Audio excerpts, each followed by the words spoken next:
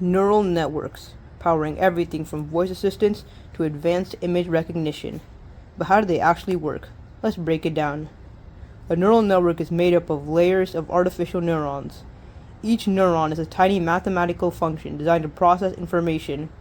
These layers are organized into three main parts: the input layer, hidden layers, and the output layer. The input layer takes in raw data like numbers, images, or text.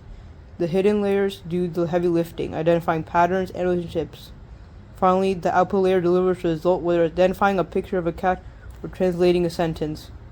Here's how it works. Data enters the input layer and flows to the hidden layers. At each step, neurons calculate a value by combining the input data with weights and biases. Think of weights as the importance assigned to each piece of input data. These biases help fine-tune the output. These values are then passed down through an activation function, which decides if the neuron should fire or send the data forward. Now, how does the network get good at making accurate predictions? That's where the training comes in.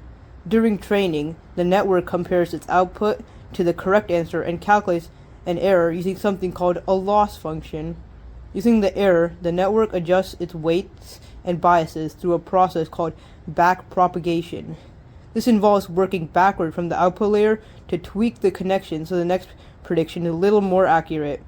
It's like fine-tuning a musical instrument. Small adjustments lead to better results over time.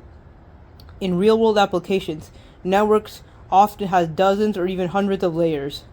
These deeper networks, known as deep learning models, can handle incredibly complex tasks like recognizing faces or understanding speech.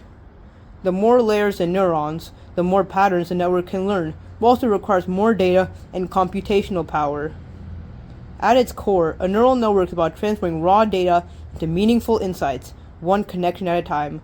While the math and mechanics are intricate, the concept is simple: learn, adjust, and improve. And that's how neural networks work.